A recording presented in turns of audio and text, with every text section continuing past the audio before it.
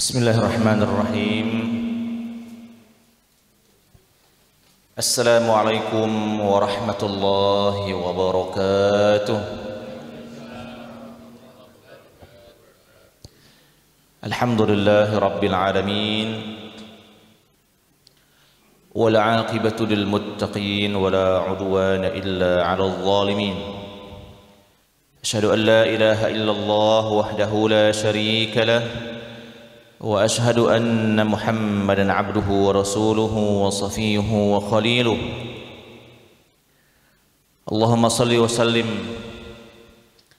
على سيدنا محمد النبي الأمي وعلى آله وصحبه وسلم تسليما صلاة تفتح لنا بها أبواب الرضا والتيسير وتغلق بها عنا أبواب الشر والتعسير. أنت الرب المولى نعم المولى ونعم النصير.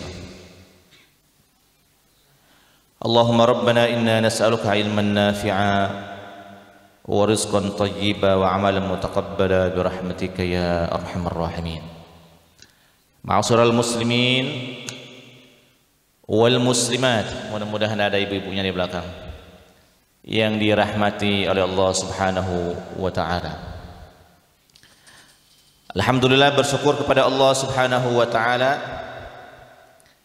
Akhirnya di subuh kali ini kita kembali bertemu dan bisa melanjutkan pembacaan kitab Al-Adab Al-Mufrad yang berisikan hadis-hadis yang ditulis oleh Imam Al-Bukhari rahimahullahu rahmatan wasi'ah, yang tema umumnya dan tema utamanya seputar adab dan akhlak, yang sebagian hadisnya sebenarnya beliau tulis di dalam kitab Sahih Al-Bukhari, tapi karena beliau kepengen lebih meluaskan lagi pembahasan tentang hadis-hadis seputar adab dan akhlak itu, akhirnya beliau buat buku tersendiri. Kalau di dalam kitab beliau yang satunya yang Sahih Al-Bukhari itu isinya hadisnya sahih semua, nah di sini beliau lebih meluaskan, isinya ada yang hasan, ada yang dhaif dan seterusnya. Dan banyak juga kita menemukan di sini riwayat-riwayat dari para sahabat yang dalam istilah ilmu hadis disebut dengan asar, perkataan sahabat atau perilaku sahabat. Dan beliau sengaja meluaskan itu karena memang dalam bab adab dan akhlak itu tidak seperti kita berbicara tentang akidah, tidak seperti kita berbicara tentang hukum Islam, halal dan haram. Maksudnya penggunaan riwayat-riwayatnya itu lebih longgar. Jangankan sandarannya dengan hadis dhaif misalnya ya, kalau dalam bab adab dan akhlak, sandaran dengan budaya saja kita boleh. Omongan orang tua kita, omongan tetangga, omongan guru, omongan masyarakat kita bisa kita pegang untuk kita jadikan sebagai sandaran dalam beradab dan berakhlak, apalagi kalau statusnya misalnya di atas itu hadis dhaif misalnya. Kata Imam Ahmad rahimahullah rahmatan wasi'ah, beliau ini ahli hadis sekaligus ahli fikih. Beliau punya kitab Musnad Imam Ahmad dalam bab hadis. Itu sebagian cetakannya ada yang 52 jilid, isinya hadis semua. Musnad Imam Ahmad ini luas sekali. Kata Imam Ahmad dalam kategori ini, dalam tema-tema seperti ini, kata beliau hadis dhaif lebih saya cintai dari sekedar omongan orang biasa. Kira-kira begitu ya. Misalnya ini ada hadis dhaif. Ini ada omongan orang biasa. Kata Imam Ahmad, hadis dhaif lebih saya cintai dari sekedar omongan orang biasa. Karena hadis dhaif ini prosentasenya masih memungkinkan bahwa memang benar ini adalah hadis. Tapi kalau omongan orang biasa, itu memang bukan hadis. Nah, jadi dia jadi lebih luas dalam pembicaraan, terutama dalam tema-tema seperti ini. Ma'asyiral muslimin yang dimuliakan oleh Allah Subhanahu wa taala, kitab Al-Adab Al-Mufrad ini, kalau kitab yang saya pegang ini itu berisikan lebih dari 1000 hadis. Lebih tepatnya adalah berisikan 1322 hadis. Dan karena kita baca ini sudah 2 tahun mungkin ya, lebih dan kurang.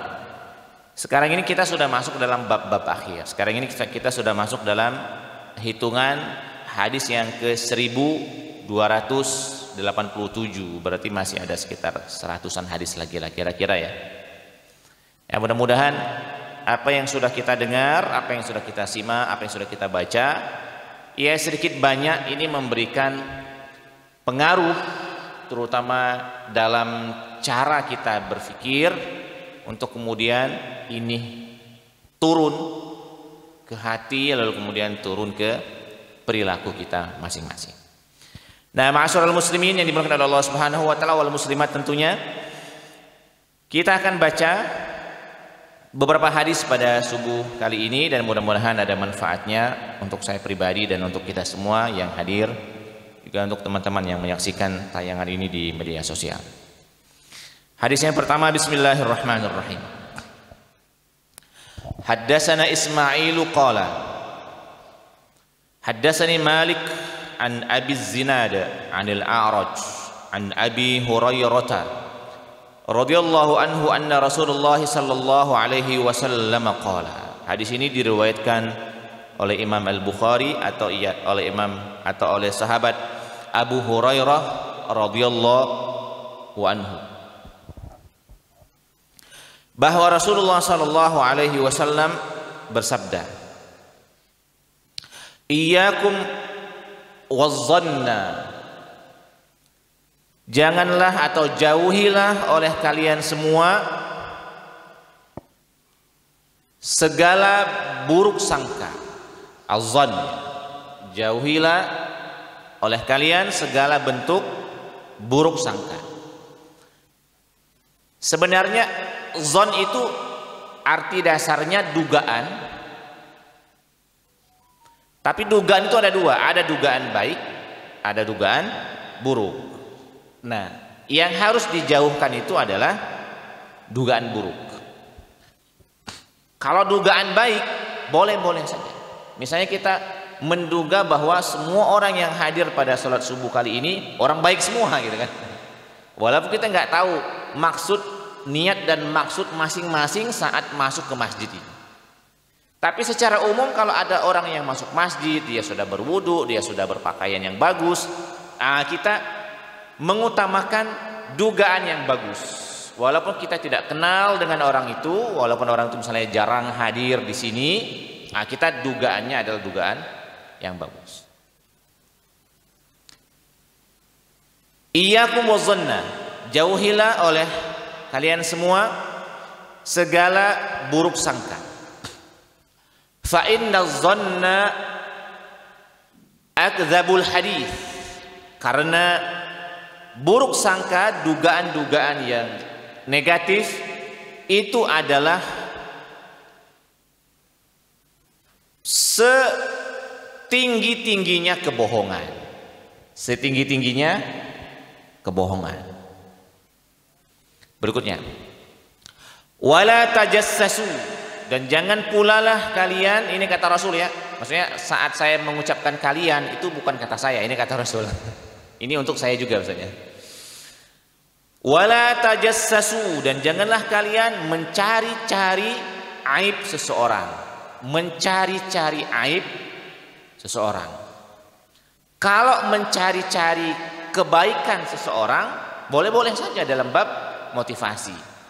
Kalau tajassus itu adalah mencari-cari keburukan orang lain, kalau mencari-cari kebaikan orang lain namanya tahassus.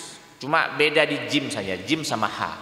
Tajassus mencari-cari keburukan orang lain, tahassus mencari kebaikan orang. Ini cerita Nabi Yakub, bapaknya Nabi Yusuf alaihissalam. Saat kehilangan Nabi Yusuf alaihissalam, kata bapaknya, fatahassasu, coba cari-cari berita baik tentang Nabi Yusuf. Apa sehat, tinggal di mana misalnya kan. Coba cari-cari tahu. Ini omongan Nabi Yakub dengan anak-anak beliau. Tahassasa ya tahassasu, tahassusan, tahassus. Janganlah kalian mencari-cari aib seseorang. Cuma kadang-kadang begini, kita ini tidak juga nyari-nyari keburukan orang lain. Janganlah kalian semua mencari-cari keburukan orang lain. Cuma kadang begini, kita ini kadang-kadang tidak juga mencari-cari aib seseorang. Tetapi kadang-kadang orang itu sendiri yang membukakan aibnya. Makanya selagi ada orang yang bermaksiat, kemudian dia menghindar dari orang, ini bagus. Maksudnya bukan bagus di maksiatnya, bagus sikapnya. Dan mudah-mudahan nanti dari sikap yang bagus itu nanti akan muncul hidayah setelah itu oleh Allah Subhanahu wa taala, kemudian dia meninggalkan maksiatnya. Cuma kalau orang sudah maksiatnya terang-terangan, maksiatnya terang-terangan, nah yang seperti ini kan tidak perlu lagi ditajassuskan, tidak perlu. Kasat mata itu sudah bukan rahasia umum lagi, kasat mata. Nah, apalagi ma'asyiral muslimin, misalnya karena musim kondangan ya, misalnya kalau sebagian dari yang kita hadir dalam kondangan itu akhirnya misalnya, mohon maaf, pengantin perempuannya misalnya kelihatan lebih gendut misalnya kan. Nah, itu kan orang kan akan dengan sendirinya, oh ngapa model cak ini, ngapa model cak ini, akhirnya rame. Akhirnya di masyarakat rame. Yang aslinya orang tidak berbicara, tapi karena memang kasat mata bahwa itu adalah fisik orang yang hamil, akhirnya masyarakat kita ngomong yang dia lihat gitu kan. Ngomongnya yang dia lihat. Nah, masyarakat muslimin, terus terang hubungan lawan jenis ini memang perkara yang sangat sensitif. Ini bukan hanya permasalahan bagi kaum bujangan, bukan. Ini juga bukan permasalahan untuk gadis juga, bukan. Ini semuanya, ini adalah tantangan untuk kita semua. Tantangan untuk yang belum punya istri, tantangan untuk yang belum punya suami, dan tantangan juga bagi yang sudah punya istri dan bagi yang sudah punya suami. Bahkan bagi yang sudah punya istri dan bagi yang punya suami, itu tantangannya saya pribadi lebih besar. Saya pribadi ya, lebih besar. Karena mereka sudah tahu jeroannya kan. Yang belum ada istri, yang belum ada suami, nggak tahu mereka jeroannya gitu. Jadi ini tantangannya lebih besar. Segala hal yang bisa mengantarkan kepada perilaku hal seperti itu, saya kira harus di-cut sedari awal, agar supaya Allah Subhanahu wa taala menjaga kita semua. Saya kalau ngomong seperti ini di hadapan mahasiswa, saya ngomong ini nasihat bukan untuk mahasiswa. Ini juga nasihat untuk saya sebagai pengajar. Jadi jangan sampai kaum bujangan dan kaum gadis itu selalu jadi objek omongan seperti ini. Enggak, omongan seperti ini untuk kita juga yang sudah punya suami istri. Nah, obrolan-obrolan di media sosial ini luar biasa. Kalau mengikuti Twitter misalnya ya, saya nggak tahu ini berapa besar ininya ya, porsinya ya. Ada istilah sekarang ini, saya nggak mau ngomong secara detail, tapi ada istilah orang menyebutnya dengan jatah mantan. Jatah mantan. Ada misalnya perempuan minggu depan mau nikah, tapi dia mau nikah bukan dengan pacar sebelumnya. Akhirnya dia pamit dulu dengan pacar sebelumnya, mohon izin kira-kira kan pertemuan terakhir, saya pengen nikah. Nah, di situ ada jatahnya rupanya, atau jatah-jatah terselubung. Dan itu obrolannya bukan obrolan rahasia, ini obrolan dibuka orang. Dan ternyata dari hasil responden orang melakukan riset kecil-kecilan itu cukup besar. Realita tentang jatah mantan. Baik dari sekedar salam-salaman, peluk-pelukan sampai akhirnya melakukan hal-hal yang tidak diinginkan. Ini PR kita bersama. Saya ulang lagi, wala tajassasu, dan janganlah kita semua terlalu sengaja mencari aib seseorang. Tidak bagus itu. Ya kalau penegak hukum beda lagi. Ya memang harus tajassus penegak hukum ya. Dan tajassus penegak hukum juga saya kira dalam koridornya ya. Misalnya kapan orang boleh melakukan penyadapan? Kapan misalnya? Karena kan penyadapan tidak bisa dilakukan untuk sembarang orang. Kalau dilakukan sembarang orang, nanti khawatirnya melebihi malaikat kan.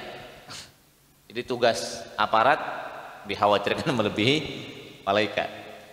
Cuma sekarang ini media teknologi informasi ini, Android, Facebook dan seterusnya ya, secara tidak langsung sebenarnya adalah sudah merekam jejak digital kita semua. Jadi ini kalau dalam teori negara modern atau teori militer ini disebut dengan apa namanya? Ini cara orang untuk mengontrol orang. Ini cara sebuah negara besar untuk mengontrol orang. Jadi orang nggak usah naruh misalnya apa namanya? Pesawat tempur, nggak usah di perbatasan negara, nggak usah. Orang pakai ini, dia sudah bisa mengontrol orang. Semua pejabat politik nggak mau mereka sembarangan dalam menggunakan ini. Semua pejabat-pejabat besar kalau lagi mau ada agenda rahasia, kadang-kadang agenda rahasia itu dimulai dengan tinggalkan HP. Itu alat kontrol semua sebenarnya, alat kontrol. Nah, kita yang bukan siapa-siapa ini kan bebas sekali menggunakan handphone. Nah, itulah enaknya orang biasa gitu kan. Nggak ada apa namanya, nggak pernah merasa dikontrol gitu kan. Para pejabat itu selalu diwaspadai. Dikontrol pun nggak apa-apa, Pak. Dikontrol pun nggak apa-apa.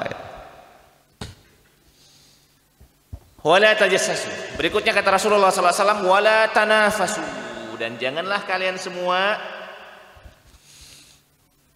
berlomba-lomba bersaing, tapi motifnya itu adalah motifnya berlomba-lomba bersaing dalam suatu hal dengan cara menjatuhkan orang lalu kemudian kita naik misalnya ya.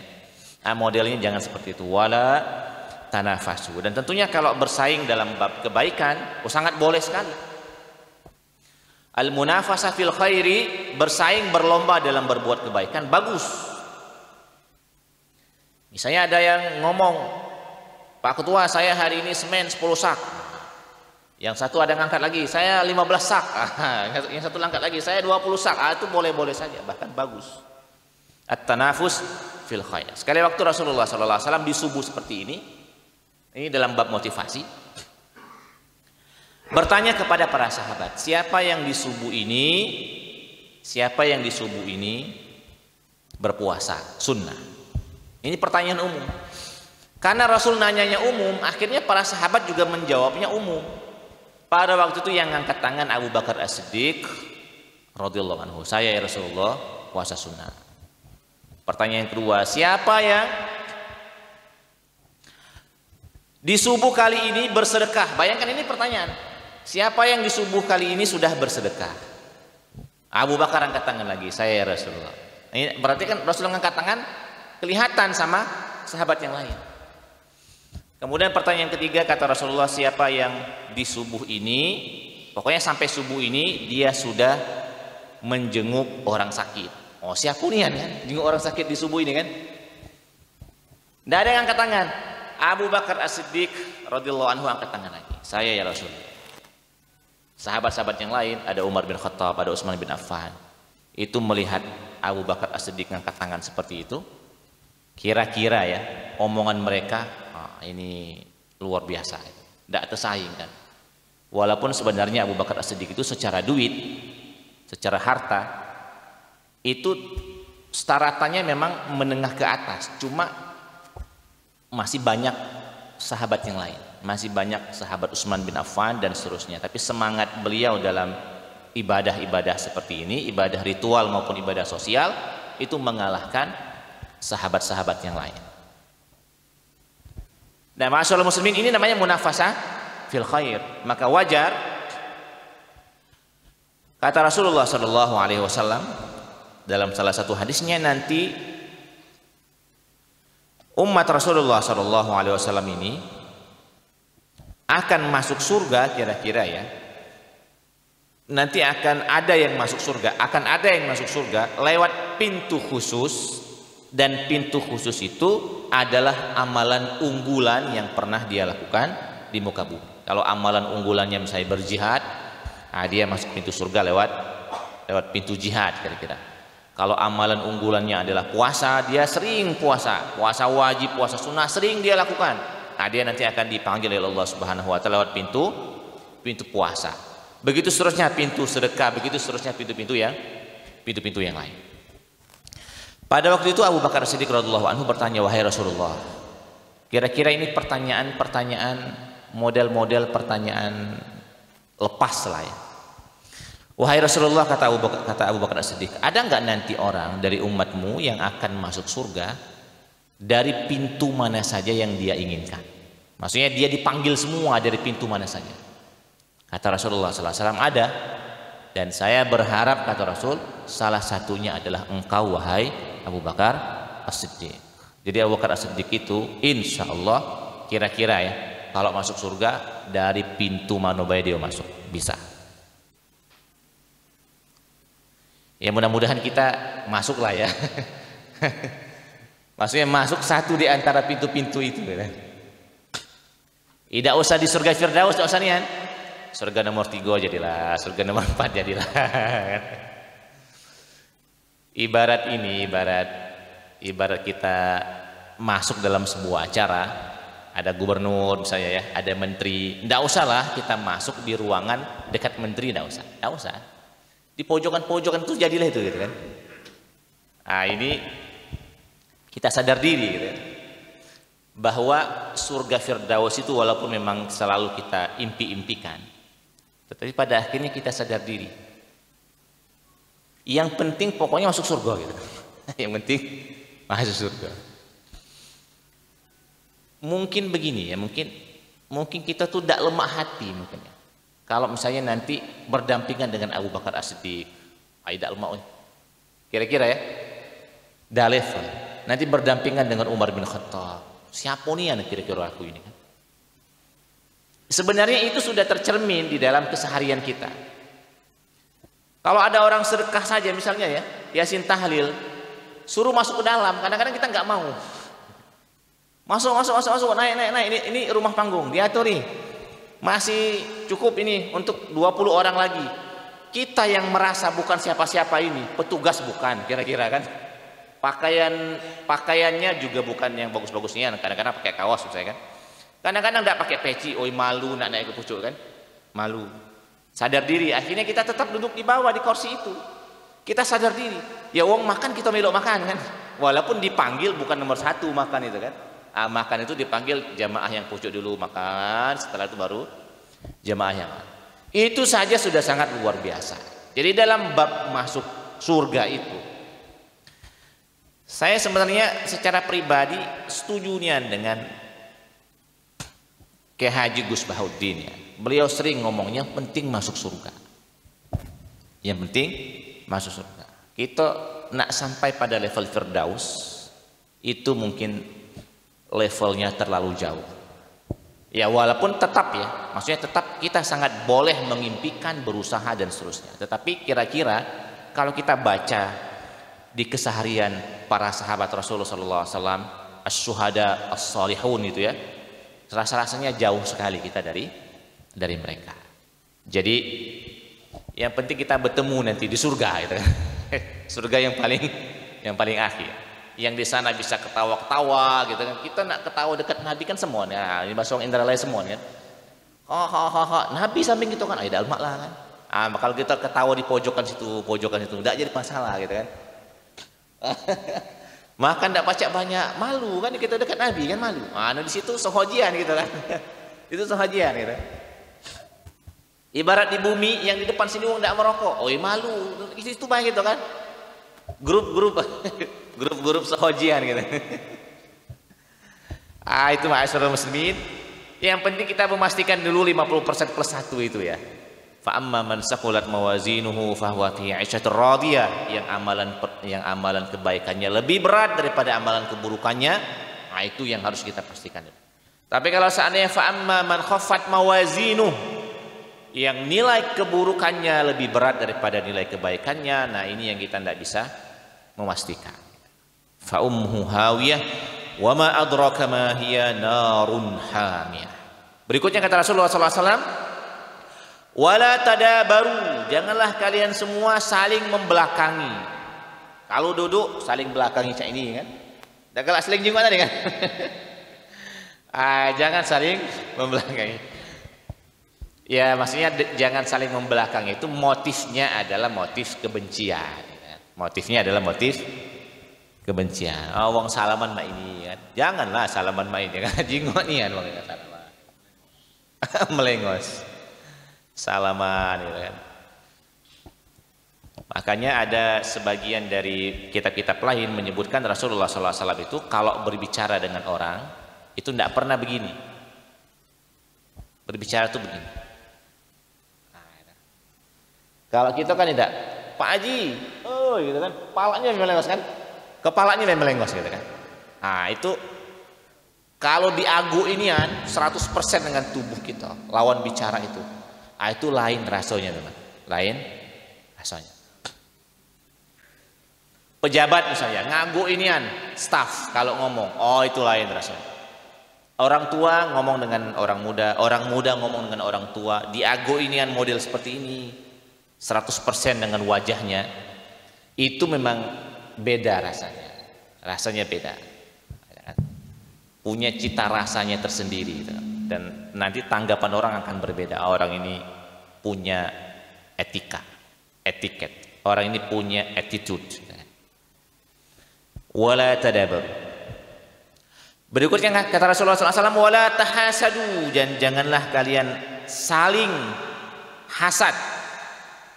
Saling hasad. Hasad itu, hasadnya saja itu sudah membahayakan. Apalagi kalau seandainya dari hasad ini muncul perencanaan keburukan yang berikutnya. Hasadnya saja itu sudah berbisa. Dan sebagian dari praktisi ruqyah misalnya ya, mereka sering menyebutkan tentang penyakit ain. Nah, penyakit ain ini adalah penyakit yang agak susah dideteksi oleh medis, tapi dia nyata. Dan sandaran sandaran gaibnya kira-kira ya, sandaran gaibnya itu hadis-hadis Rasulullah SAW tentang penyakit ain. Penyakit ain itu salah satunya adalah ditimbulkan dari pandangan-pandangan yang motifnya adalah hasad. Motifnya adalah hasad. Ada orang berjalan misalnya, kita lihat penglihatan kita ini penuh dengan kebencian, maka di dunia alam gaib sana kira-kira ya, mata kita ini memunculkan panah-panah kebencian kepada orang yang kita lihat itu. Orang itu kalau tidak kuat jiwanya itu bisa kena. Jiwanya kalau dia tidak kuat, misalnya dia sholatnya jarang, zikirnya jarang, itu bisa kelepek-kelepek gitu kan. Bisa kelepek-kelepek. Yang dulunya semangat, kenapa sekarang loyo gitu kan. Yang dulu segar, kenapa sekarang mukanya kok agak-agak murung. Ditanya sama dokter tidak ada penyakit gitu kan. Tensi darah bagus gitu kan, kolesterol bagus, gula darah bagus gitu kan, dompet bagus juga gitu kan, tidak ada masalah yang lain gitu kan. Tapi kenapa ada penurunan seperti itu? Mungkin salah satunya adalah pernah dapat pandangan-pandangan hasad seperti ini. Nah makanya juga para public figure ya khususnya ya, ini memang rawan kena penyakit ain karena mereka sering dilihat fotonya di mana-mana, balihonya di mana-mana gitu kan. Ini sisip dikit kalau tidak benar, kalau jiwanya tidak kuat itu bisa kena panah-panah kebencian dari banyak orang, hasad. Nah, untuk menghindari panah-panah kebencian itu memang ada dua. Ada jalur bagus, ada jalur tidak bagus. Misalnya kenapa pejabat itu kami jenguk misalnya sholat jarang, segala macam jarang, kenapa dia aman-aman baik? Mungkin dia pengobatannya lewat jalur yang tidak bagus gitu kan. Ya wallahu alam bisawab ya. Tapi ini bukan rahasia umum lagi. Sebagian public figure itu kadang-kadang di backup oleh paranormal. Ini orang pintar lah kita nyebutnya Pak Ji.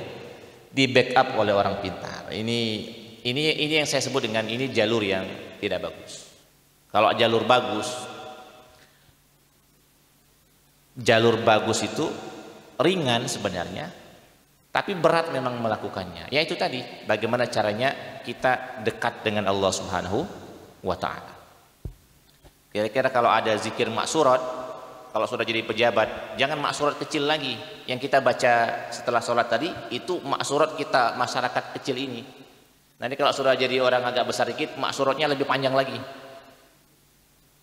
Maksudnya zikirnya lebih panjang lagi. Nanti tambahi dengan Al-Ikhlas, Al-Falaq, An-Nas, tambahi dengan Yasin, tambahi dengan As-Saff, tambahi dengan As-Sajadah, tambahi dengan Al-Mulk gitu kan. Ada habis lagi kan? Ada habis lagi. Tambahi dengan zikir-zikir yang lain gitu. Dan tambahi dengan yang positif-positif yang lainnya gitu kan. Nah, ini cara menghindar dari pandangan-pandangan berbahaya dari mereka-mereka yang punya penyakit hati yang tidak bagus, yang akhirnya bisa membuat kita celaka. Berikutnya, wala tabaghadu bughdun.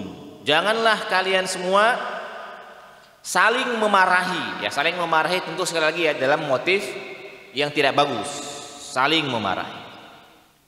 Wakunu terakhir di hadis ini maksudnya ya. Wa kunu ibadallahi ikhwana. Jadilah kalian semua hamba-hamba Allah yang bersaudara. Jadilah kalian semua dan jadilah kita semua hamba-hamba Allah yang bersaudara. Walaupun tidak lahir dari satu rahim, walaupun tidak lahir dari satu ibu, dari satu bapak, tetapi sebagai umat Islam, terutama yang pertama adalah kita ini bersaudara atas nama sesama iman, sesama Islam, bersaudara.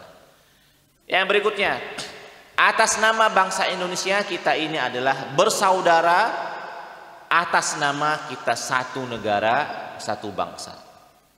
Kalau yang pertama namanya ukhuwah Islamiyah, yang kedua adalah ukhuwah watoniyah, ukhuwah watoniyah. Bukan orang Indonesia, orang Singapura misalnya kan, orang Malaysia, orang mana-mana. Kita semua sebenarnya kita semua ini adalah bersaudara atas nama sesama manusia. Ini namanya ukhuwah insaniyah. Orang kalau bicara tentang toleransi, anti radikalisme segala macam ya, mereka akan bicara tiga hal ini: ukhuwah Islamiyah, ukhuwah watoniyah, dan ukhuwah insaniyah. Misalnya terhadap semua penjajahan yang ada di muka bumi ini, di Palestina misalnya ya, di mana-mana, cukuplah kita ini menjadi manusia biasa, tidak perlu menjadi muslim, tidak perlu menjadi iman, untuk sekedar kita berempati dengan mereka-mereka yang diserang. Itu namanya ukhuwah insaniyah. Nah, cuma kadang-kadang tiga hal ini ukhuwah Islamiyah, ukhuwah watoniyah, dan ukhuwah insaniyah, ya kadang-kadang juga jadi alat ya oleh sebagian justru untuk memecah belah kita semua atas nama tiga ini. Wa kunu ibadallahi ikhwan.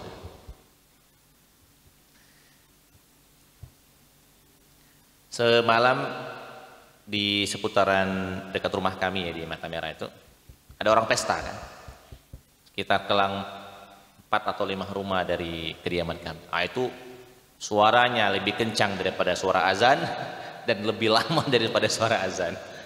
Maksud saya begini, kadang-kadang saya sepakat saja pembatasan volume suara azan itu kalau saya pribadi sih oke-oke saja. Ya cuma yang lain juga dibatasi gitu. Masa azan dibatasi tapi yang lain tidak dibatasi. Dan sebenarnya juga pesta malam sekarang ini sebenarnya sudah tidak masyhur lagi kalau di kota-kota ya. Apalagi di penduduk padat gitu. Kalaupun misalnya ada pesta malam, mereka tempatnya tertutup di gedung gitu kan. Dan jadi masalah ini di ruang terbuka, kemudian di lingkungan padat penduduk, pestanya malam hari, suaranya menggelegar kemana-mana. Apa ndak mikir sebelah ada orang hamil, ibu hamil, di sebelah ada anak kecil, di sebelah ada orang tua, di sebelah ada siapa gitu. Nah kadang-kadang hal-hal yang seperti ini, maksudnya atas nama ukhuwah watoniyah, walaupun sebelah kanan kiri kita ini bukan seagama, apalagi kalau seagama, berarti ukhuwah Islamiyah plus ukhuwah watoniyah gitu kan. Dua yang harus kita jaga dalam bab hiburan. Nah, ma'asyiral muslimin yang dimuliakan oleh Allah Subhanahu wa taala, itu hadis yang pertama memang agak panjang, memang dia terdiri dari beberapa item. untuk menjauhi hal-hal yang bisa merusak persaudaraan kita semua. Hadis yang kedua, ma'asyiral muslimin, bismillahirrahmanirrahim. Haddatsana Musa ibn Ismail qala haddatsana Hammad ibn Salamah qala akhbarana Thabitun an Anas qala. Dari sahabat Nabi yang bernama Anas bin Malik radhiyallahu anhu qala, berkata, bainama an-nabiy sallallahu alaihi wasallam ma'a imra'atin min nisa'ihi. Sekali waktu Rasulullah SAW berjalan bersama salah seorang istri beliau. Ya masyhur lah ya, Nabi punya istri lebih dari satu. Tatkala Rasulullah SAW berjalan bersama salah seorang di antara istri beliau, idh marra bihi rajulun. Tiba-tiba ada sahabat lewat. Sahabat lewat ini, dia melihat Nabi ini berjalan dengan cewek, gitu kan? Berjalan dengan perempuan. Yang itu sebenarnya adalah istri beliau. Akhirnya Rasulullah SAW memanggil laki-laki itu, ya fulan, wahai fulan, sini. Dipanggillah sahabat Nabi yang melihat Nabi lagi jalan-jalan tadi. Wahai fulan, sini. Terus kata Rasulullah, inna hazihi zaujati. Ini yang sebelah saya ini istri saya. Rasul ngabarkan begitu. Wong nanyo ida, tapi Rasul mengabarkan. Qala, kata sahabat ini, man kuntu azunnu bihi falam akun azunnu bika. Ya Rasul, kira-kira ya bahasa kitanya.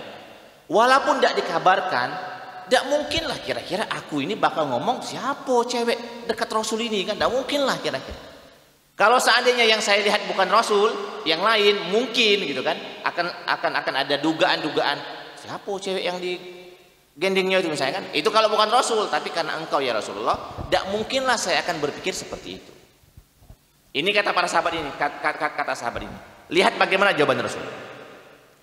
Kata Rasulullah SAW, qala inna syaitana yajri min ibni Adam majrad dam. Sesungguhnya setan itu dia berjalan di pembuluh darah anak Adam. Maksudnya apa? Perkara orang menduga-duga yang tidak bagus, itu kemungkinannya itu besar. Terhadap siapa saja, termasuk terhadap Nabi gitu. Sehingga akhirnya jika ada hal-hal yang bisa kita lakukan guna menutup prasangka-prasangka yang buruk, itulah pilihan yang paling bagus. Dalam bab ini Rasul mengabarkan saat berjalan bersama perempuan, ada orang asing, dipanggil orang asing itu, sini. Kira-kira kamu nak kemana? Oh nak ke sini. Ini istriku ya. Kira-kira begitu, dikabarkan, dikasih berita, dikasih informasi supaya jelas bahwa memang yang dibawa ini adalah istri gitu. Jangan sediaman gitu. Kalau sediaman, itulah potensi-potensi yang kira-kira bisa orang melihat dari jauh siapa gitu kan. Caknya tidak benar ini kan. Atau kalaupun benar, caknya tidak berkabaran lagi gitu kan. Kalaupun benar, tidak ngundang lagi gitu kan, kira-kira begitu ya. Ini maksudnya transparansi sebenarnya. Maksudnya ada hal-hal yang memang harus kita buka demi menjaga prasangka-prasangka orang-orang yang ada di luar sana. Ada beberapa hal yang memang harus kita buka. Jadi sekiranya hal itu kita tutup, akan membuat orang berprasangka yang tidak buruk. Dan kalau seandainya kita buka sedikit, peluang husnuzon atau peluang suuzon itu bakal hilang. Maka bukalah perkara itu sedikit, walaupun sifatnya itu adalah privasi ya. Walaupun itu adalah privasi.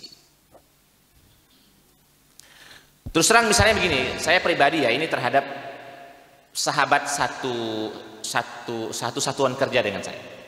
Saat saya beli mobil baru itu, saya bilang ini salah satunya bantuan dari orang tua, bantuan dari sanak keluarga dan seterusnya. Saya pribadi kalau mau beli mobil belum waktunya.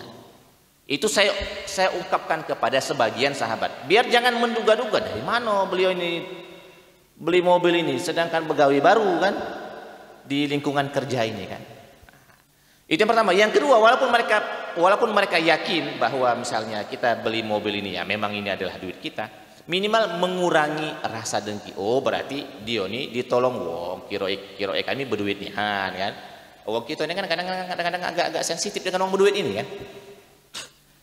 Uang kita ini kadang-kadang agak sensitif dengan uang dengan uang yang berduit gitu kan.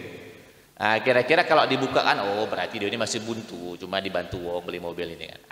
Anggapan-anggapan seperti itu kan akhirnya membuat kita bagus lagi. Pokoknya ada beberapa hal yang sifatnya privasi, bukalah sedikit, menjaga hubungan kita dengan sahabat-sahabat yang lain. Ya apalagi dalam urusan organisasi, saya kira Bapak Ibu semua lebih paham dalam bab organisasi. Ya keterbukaan itu memang penting. Ya walaupun tidak harus diumumkan, tapi ada laporan tertulis dan seterusnya, itu sudah sangat luar biasa. Terakhir ma'asyiral muslimin, nyungkup ke jam 6, masih ada 3 menit 4 menit lagi. Hadis yang berikutnya. Bismillahirrahmanirrahim. Haddatsana Yusuf bin Ya'qub qala haddatsana Yahya bin Sa'id akhu Ubaidin al-Qurashi qala haddatsana al-A'mash an Abi Wa'il an Abdullah qala. Berarti ini secara silsilah sanad ini berhenti kepada Abdullah an Abdullah, berhenti kepada Abdullah. Berarti bukan hadis Rasul sallallahu alaihi wasallam yang marfu yang sampai kepada Rasul. Qala, berkata. Kata sahabat Abdullah ini, la yazalul masruqu minhu yatazanna hatta yasira a'zama minas sariq. Tidaklah orang yang barangnya dicuri, tidaklah ada orang yang barangnya dicuri, dan orang yang barangnya dicuri ini terus menaruh buruk sangka dengan orang-orang yang sekitarnya, sehingga mungkin saja orang yang barangnya dicuri ini dosanya lebih besar ketimbang orang yang mencuri. Jadi ada kondisi di mana orang yang dicuri barangnya itu justru dosanya lebih besar daripada dosa orang yang mencuri. Saat tadi orang yang dicuri ini menduga kiri kanan, jangan-jangan si fulan, jangan-jangan si fulan, terus dia berburuk sangka dengan orang-orang sekitar, sehingga berburuk sangkanya ini terlalu banyak hingga akhirnya melebihi dari dosa orang yang mencuri gitu. Melebihi dosa orang yang mencuri. Jadi ini juga harus berhati-hati. Ada orang yang dicuri, dia sebenarnya rugi secara benda, secara fisik, secara materi, tetapi sesungguhnya karena dia berburuk sangka kepada banyak orang, akhirnya dosanya justru lebih besar. Nah, ma'asyiral muslimin wal muslimat, itu yang bisa saya sampaikan di kesempatan yang terbatas ini. Mudah-mudahan ada manfaatnya, dan kepada Allah Subhanahu wa taala kita mohon taufik. Sebelum saya tutup, jika ada yang ingin ditambahkan atau ada yang ingin dikonfirmasi, kami persilakan. Kalaupun tidak ada, tidak jadi masalah.